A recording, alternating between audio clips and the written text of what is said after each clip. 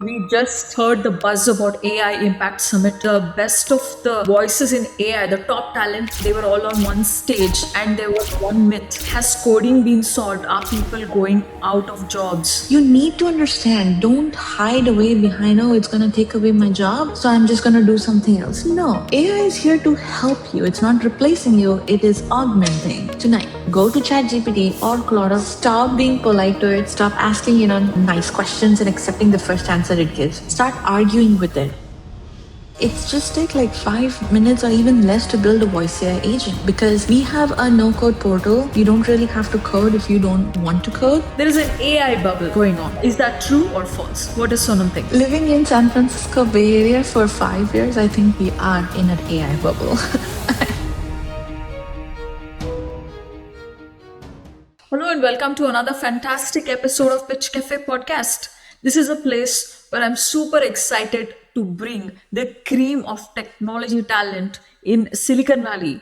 We have with us today doctorate in data science who is not sitting on the ivory tower and talking about data science concepts, but she's at the grassroots teaching people how to use AI tools as a developer advocate at Telnyx. We are all in a panic because so many tools are being thrown at us, and people like Sonam Gupta who understand how these tools work, she's making it available to the last mile of people. So how does Sonam do it? She is a technical advisor at Sample Lab AI, and she also leads the SF Bay Area chapter at AI Camp. How does one manage to reach the audience who are in fear and panic of AI adoption and help them navigate that bridge? Without further ado, let's bring on our expert in Silicon Valley, Dr. Sonam Gupta.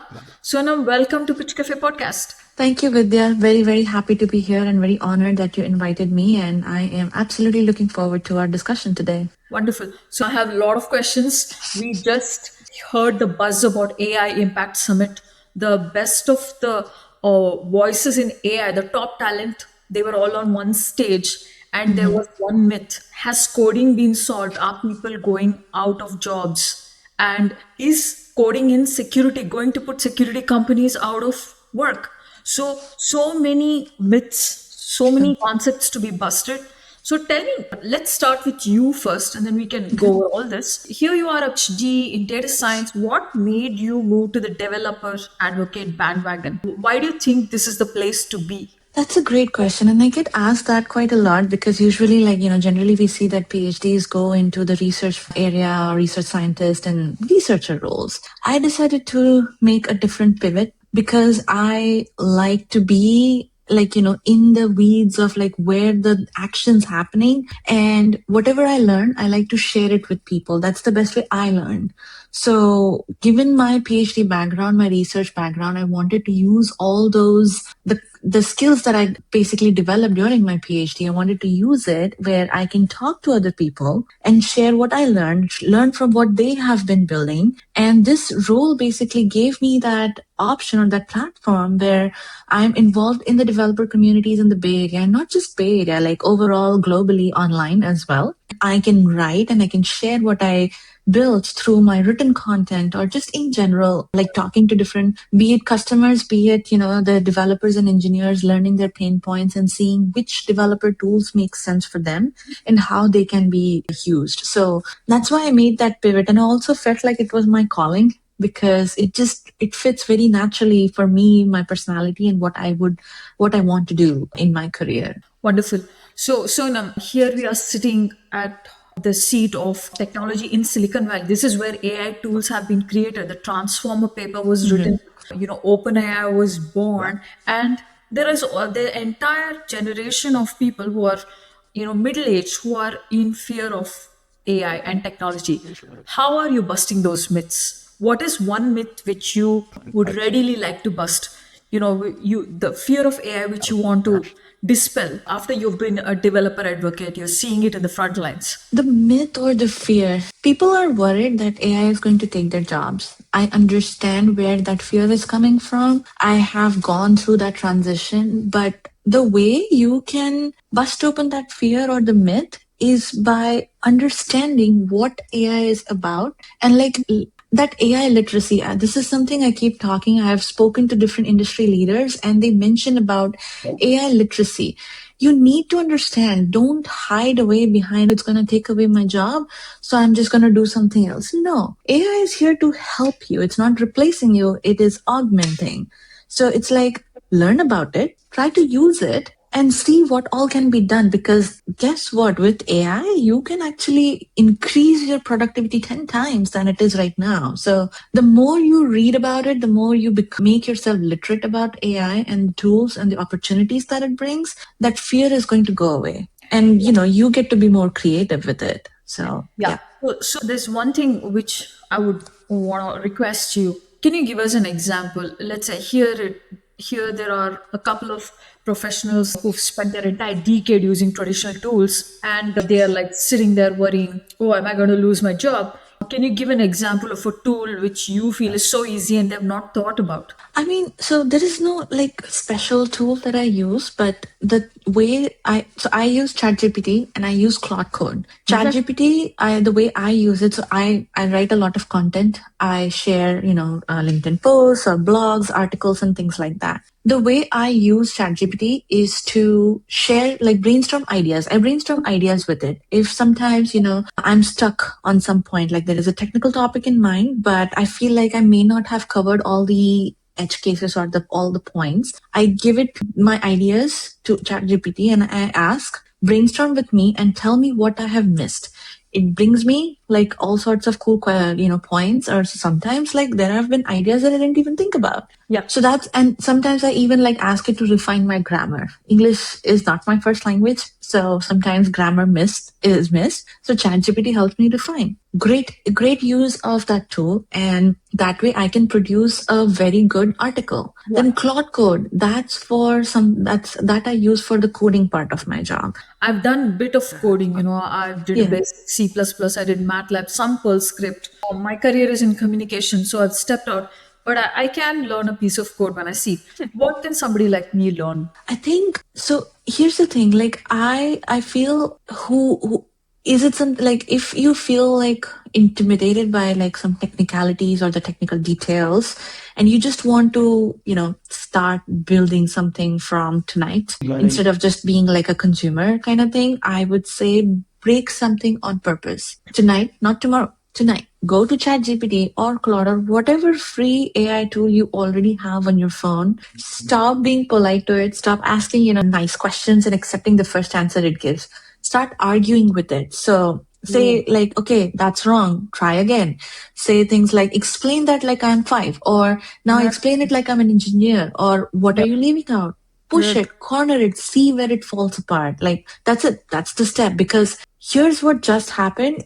You basically stop being a consumer who accepts what the machine gives you, and you became a prompt engineer, which by the way is a very essential skill, Yeah. especially in the era of these AI tools. Yeah. So yeah, yeah, No, that's great. I did build a website using Claude Code. They're great. perfect. And I built a tool.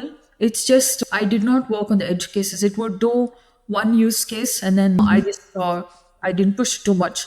But again, you can hand over that to a developer. Hmm. Developers do the thorough development. So I think Cloud Code is amazing. I still think Opus 4.6 has a lot of Yes. capabilities. Do you want to go a little bit into that for the Yeah. users? Yeah.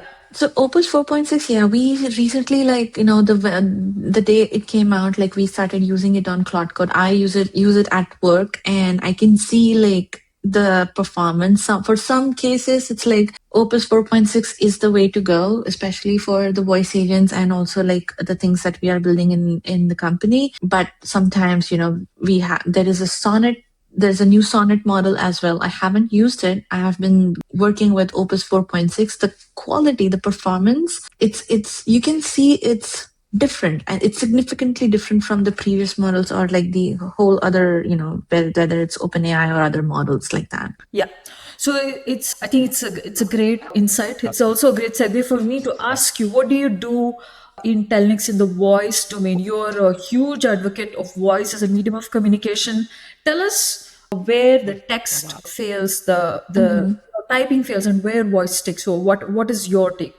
I absolutely love this question. I started my job at Telnyx like 5, 6 months ago. And before that, like I started getting curious about voice agents. Now, being at Telnyx and also like listening to other people trying to build with voice, the one thing nobody talks much about is latency, but not the kind of you think. Everyone obsesses over the response time, right? Like how fast the model can think or so, but the actual killer is network and telephony latency. The Nice. milliseconds it takes for audio to travel from someone's phone, get transcribed, hit the model, get synthesized back into speech, and land in their ear. And in a text chatbot, a 2 second delay is like a loading spinner. Yes. Nobody cares, right? Yes. In a voice conversation, 800 milliseconds of dead air and the caller Yeah. says, hey, are you there?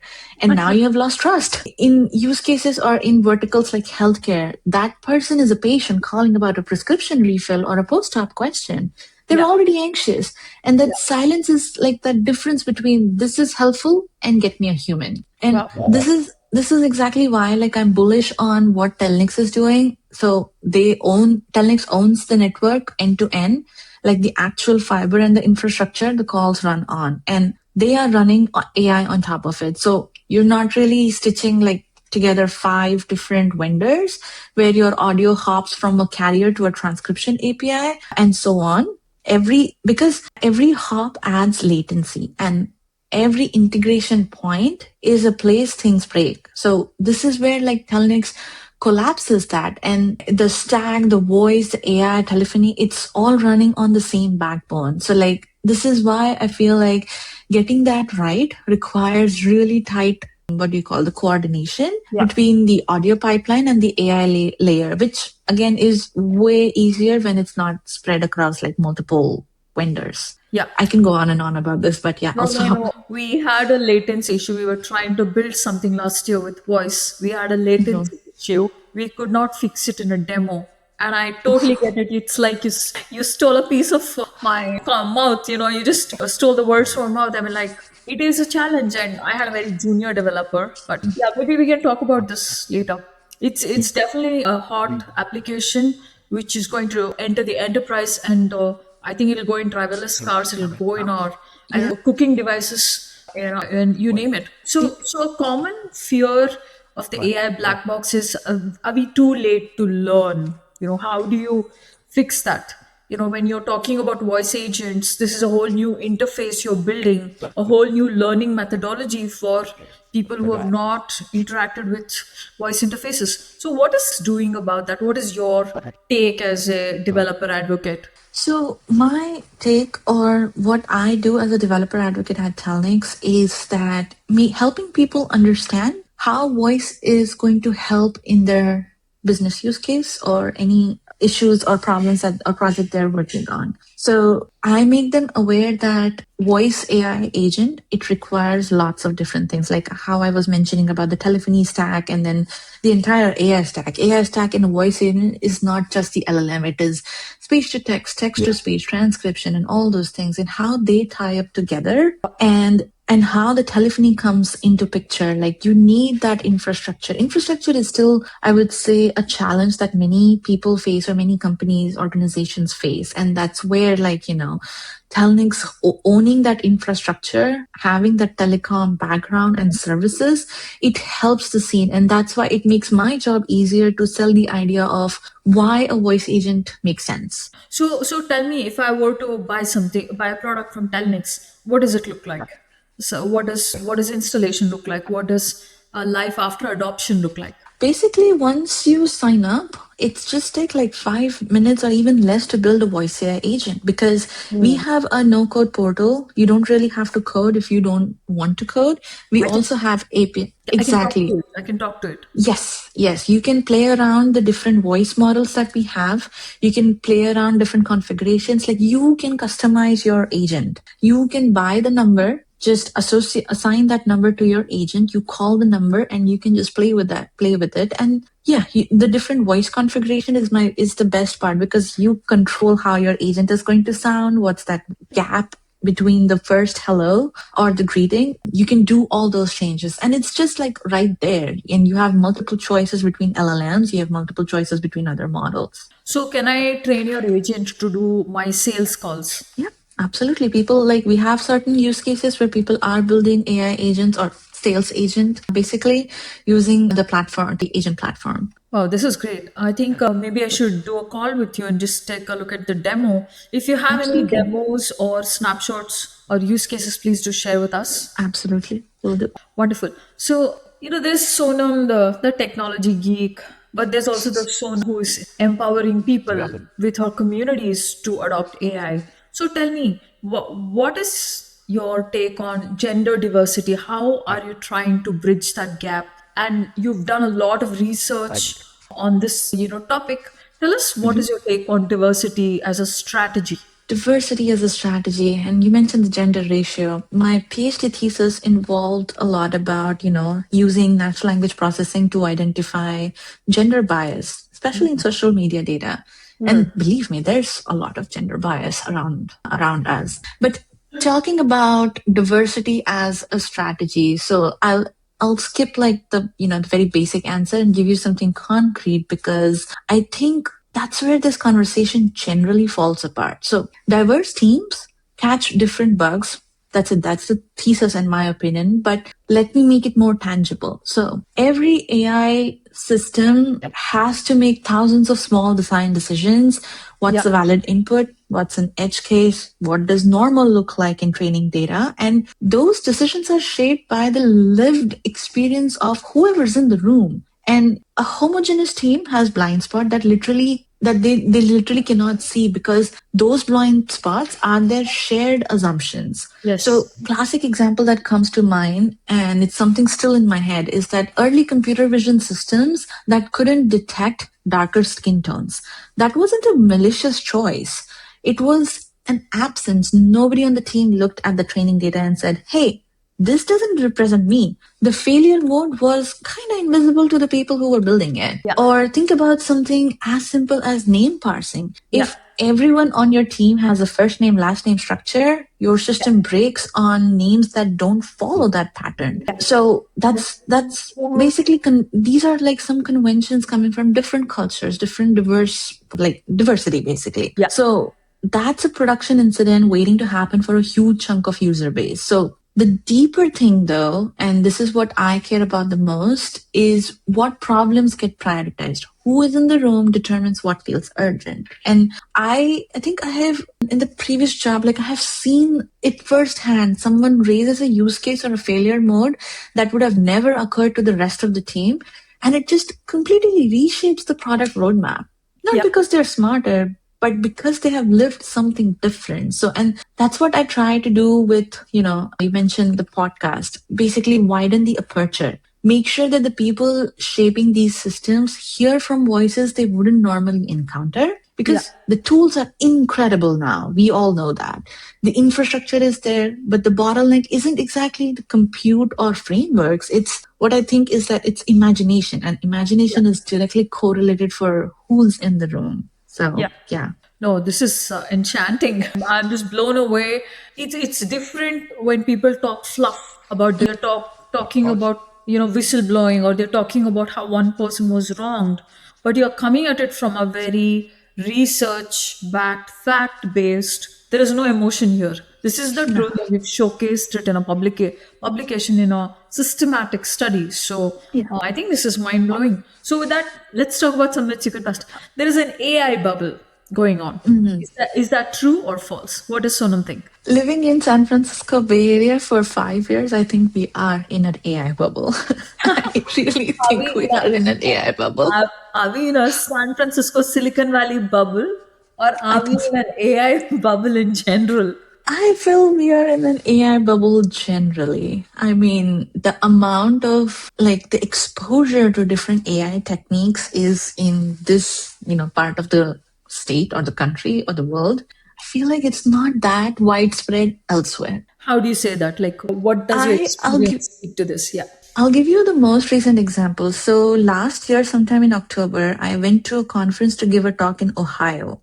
So people here are already building production use cases of AI agents, voice agents, text-based agents, multimodal, whichever you want to call it. In that part of the world, the kind of questions and the queries and the discussions people were having is that what is an AI agent? Are you serious? Oh my God. Okay. So that's when I realized, like, oh my God, I feel that I come from a bubble.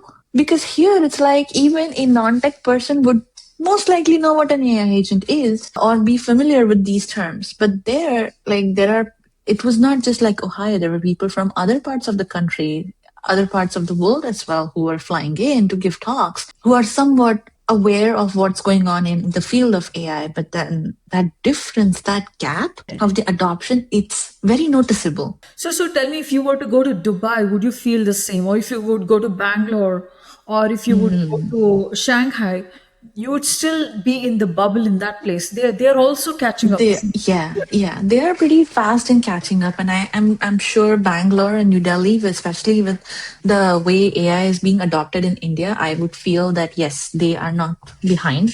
They're not far behind. I think it's also the matter of the available resources Yeah. and how you can get your hands on that. So that's also the part that plays. So yeah, I mean, still Silicon Valley is the place to look up to in terms of technology adoption. I still feel that people are there is saying there's an exodus from Silicon Valley.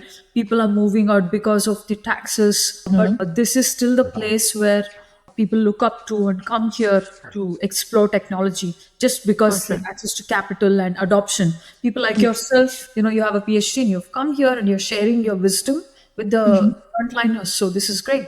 Now, on that note, tell us about a wow moment at the intersection of your career and podcasting. You're one of those rare women in STEM who are advocating for AI tools, and you literally stand out. I was looking up in my network for speakers and AI, and then your name pops up consistently. So you're out there building a community around your expertise, voice based AI agents, tools for AI. So tell us, what's that wow moment? Why did you decide to start a podcast? There are multiple reasons why I started podcast. At the time, that's when I was switching or pivoting towards being coming from data scientist. I'm working as a data scientist background to moving to a new role, which is a developer advocate. Yeah. Podcast made sense because that was like the faster way of generating content. Now, this particular thing is me as a job seeker at the time who would think that, but the broader goal or the wider goal was one,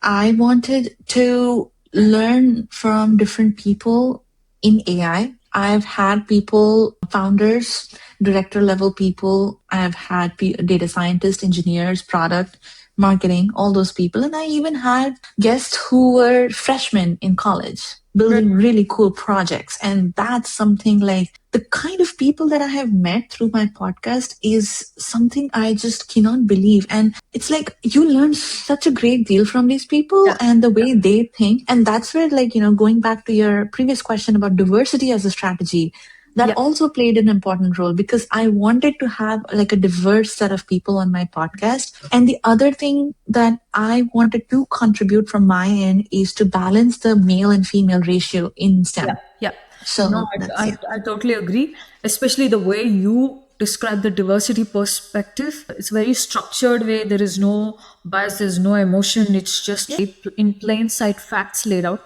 On that note, here you are a developer advocate building a community. What's your pitch? What's the zero cost way of going from a consumer of AI to a builder in AI?